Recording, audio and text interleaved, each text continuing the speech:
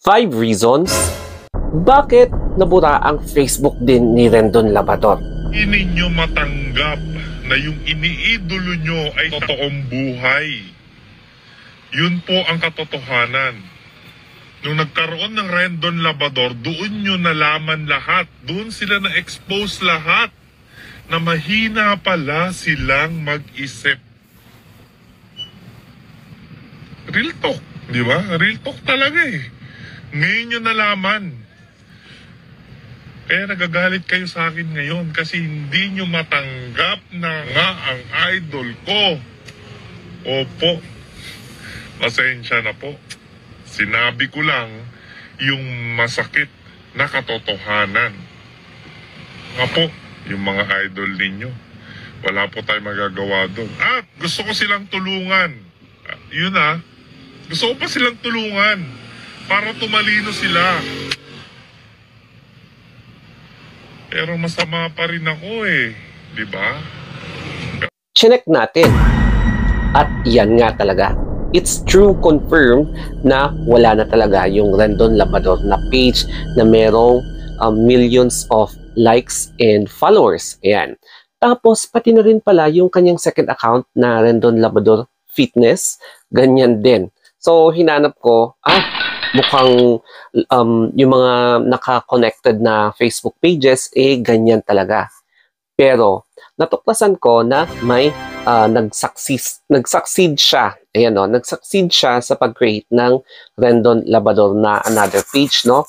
Tapos, mapapansin nyo, meron ng 660 plus na likes, tapos 900 plus na followers, and I'm very sure aabot na yan sa 1,000, no? Kasi marami siyang followers talaga.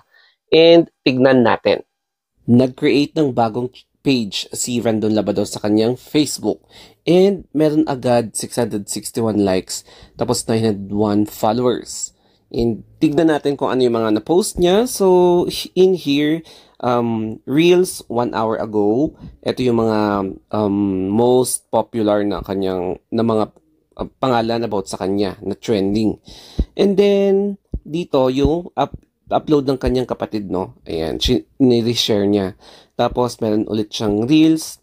Sabi dito, Pilipinas, I will be back. Stay motivated. And then ito. So nag-share siya ng isang news clip. Nagdiwang ang netizens matapos malaman na bulad na ang Facebook ni Rendon Labrador. So, ito yung sabi niya, talaga ba? Kita-kits mamaya. And ito na nga yung kanyang Facebook page. So, ayan yung mga post niya, pati yung secondary page niya na delete. And then, ito yung kanyang, I'm not sure kung ito yung latest na post niya. So, mukhang ito naman yung latest na post niya. And then, ito. Binura na po na ako sa Facebook ng Pilipinas. Official statement will be uploaded in my YouTube channel soon. So, tignan nga natin yung kanyang YouTube channel kung meron siyang na-upload. And in here, Rendon Labrador, videos, wala. So, wala pa siyang official statement. So, ang YouTube channel niya is malaki din yung kanyang subscriber, 211 subscribers, 305 videos. So, I'm not sure kung kailan niya i-upload, pero sinabi naman niya na magkakaroon siya ng official statement via dito. And I'm very sure pati sa Facebook may i-upload na rin. Sabi naman ni Rendon Labrador, pasensya na sa lahat ng taga-suporta natin at kasalukuyan na hindi ako makapaniwala at nagulat sa pagkawala ng aking Facebook page. Nagpapasalamat ako sa mga taong naniniwala at nagpapadala ng mga mensahe ngayon. Upload ko ang official statement sa aking YT account tungkol dito. Pasensya na at paralisado kaming lahat dahil dito sa pangyayari. #stay motivated. Pag-usapan natin yung 5 possible reasons bakit natanggal yung mga SOCMEDs ni Rendon Labrador. And unahin natin ang pinaka-first, mass reporting. And yes, malaki talaga ang epekto ng mass reporting sa isang account. Lalong-lalo na kapag thousands or 100,000s ang nag-report sa iisang account lang yan. Mapapansin talaga yan ng mga staff or admin ng isang social media, and then posible talaga na yun ang rason para i-take down nila ang isang page. Ang number 2 naman ay yung issue kay Vice Ganda at Ayon Perez. Medyo na-sensationalize siya nung nagkaroon siya ng comment about sa icing issue and then yung sa MTRCB, tapos nag-post ulit siya tungkol sa kanyang reaction nung pinatawan ng MTRCB ng 12 days suspension ang Showtime. So, talagang pumutok and na-sensationalize pa, no? Kaya, posible, yun din yung isang issue. Number 3, yung about kay Coco Martin. Mukhang noong earlier this year, nagkaroon kasi ng parang emotionally na aggravated reaction si Rendon Labrador kay Coco Martin. Ayan. Kaya doon siya ata unang napansin and ayun na nga, marami na ang tumutok doon sa Facebook page ni Rendon Labrador. Pang-apat naman, ito yung mga commentaries ni Rendon Labrador sa mga ibang artist, ibang celebrities na nag-generate din ng online sensation about that particular na sinabi niya na about sa real life. Ayan, yung kanyang pagre-real talk. Tapos, ang number 5 naman is possible community guidelines violation ng mga specific social media, ng specific na rules, no, na ipinataw ng social media. So, ang pwedeng itignan natin dito is yung parang pwedeng pagmumura, yung mga ganon. Tapos, syempre nakakapag-aggravate siya ng emotions ng mga viewers. Kaya, marami talaga ang nagre-react sa kanyang mga posts. Mapa-text post, photos na may text, tapos mga videos. Ito na yung ating reaction and lessons din.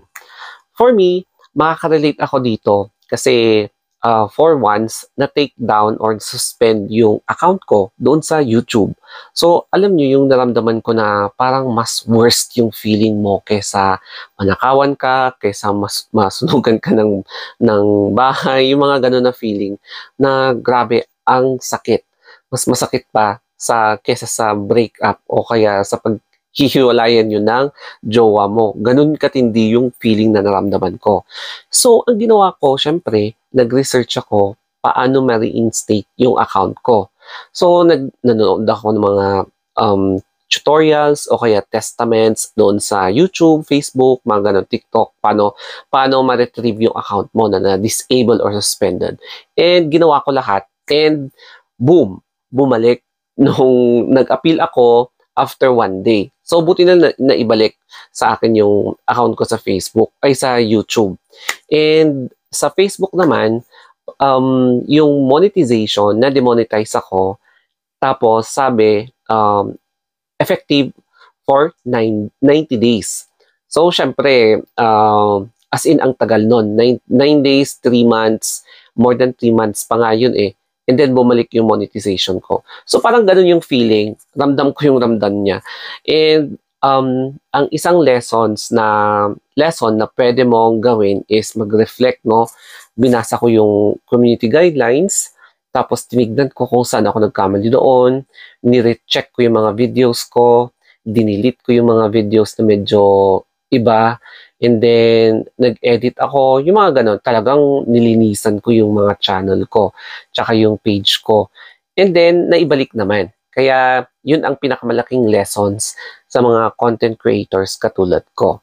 Kaya this is a lesson learned na maging updated ka rin sa mga community guidelines kasi hindi mo alam kung baka ikaw ang susunod na maapektuhan if in case na ganun ang mangyayari sa'yo, yung ma-account suspend or termination, tapos ang masaklap, permanently disabled yung mangyayari. Kaya, alam nyo, mas maganda talaga na maghanap ng permanent na pagkakakitaan.